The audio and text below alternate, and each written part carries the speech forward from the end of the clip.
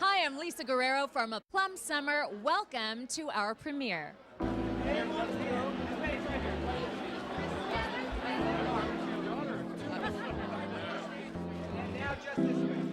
I'll tell you what I love about this film. I love the fact that it's like one of those family films that feels like it came out of like the late 60s or earlier mid-70s. It's like one of those Disney Kurt Russell movies. Not if you're a parent in your 30s or 40s or even your 50s and you want to bring your children or your grandchildren to a film that has like a real throwback retro vibe of like Escape from Witch Mountain or The Bad News Bears or something. I'm happy to be in this movie. I'm happy to be here with Billy. You know, he is unbelievable in this movie. He is so good in this movie.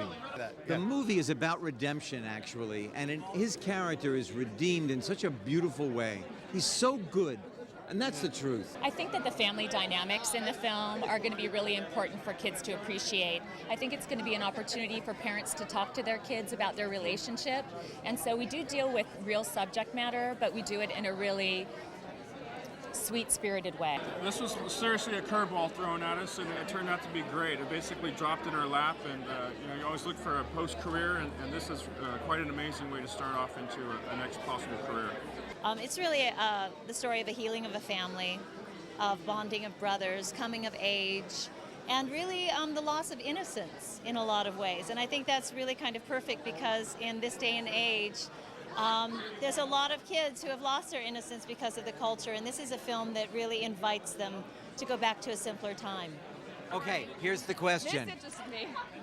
Are you a director of movies? Yes, she is. And she is so good. She has such a beautiful eye.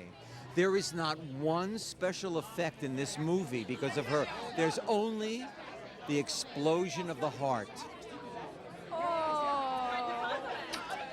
And that's the truth. I'm from Billings, Montana, where the original frog napping happened. And it happened when I was a little kid, and I didn't recall it. Perhaps I put it out of my mind because it was too painful. In any case, my mother reminded me of it one day, and I said, you know, that would make a great movie. And it's a true story, and it really happened. And I was really devastated when it happened because he was the star of the show. It was based on a true story, first of all, so that's always a plus. And it's really kind of a really good family film and has a really good message. Well, it was a really good family film. I enjoyed the script a lot. Like, my little sister can come see this, and there's not a lot out there these days, so it was fun to be a part of. And there's a lot of great people involved. He laughs a lot, and he's really funny, and he believes in stuff that's not really true. It's funny because in some ways it's like any other day on the set. I'm here to protect my director, keep the actors happy and safe, and make sure that the day goes off without a hitch.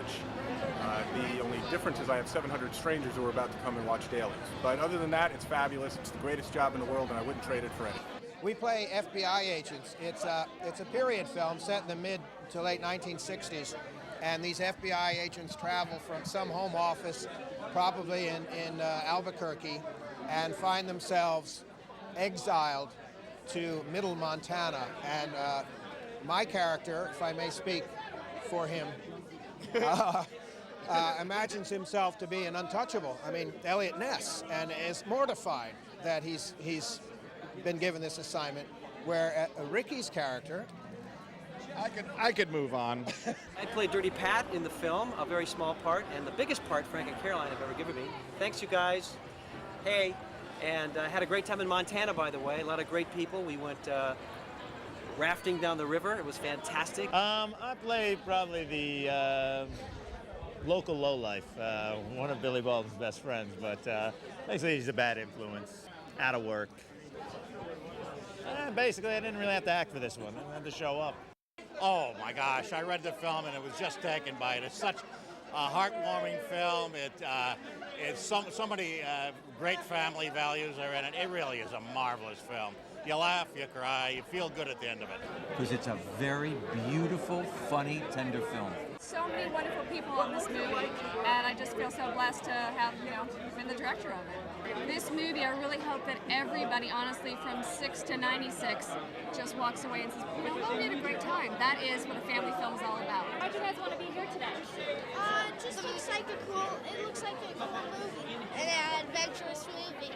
Well, I definitely wanted to see this movie because it's kind of like a mystery kind of thing, like who took, you know, the puppet. So I love mysteries. So that's one of the main reasons that I came here. You know, the era of this film reminds me of when I was a little kid, and it kind of took me back, you know, just I could kind of relate just to the kids and what was going on. And I think that, you know, we need more of these kind of films because we grew up with some great films back in the 60s, a lot of the Disney stuff, and, you know, from Chitty Chitty Bang Bang to, you know, all the rest. So, you know, it's a great, you know, there's a great place for something like this. And I think it's really well done, too.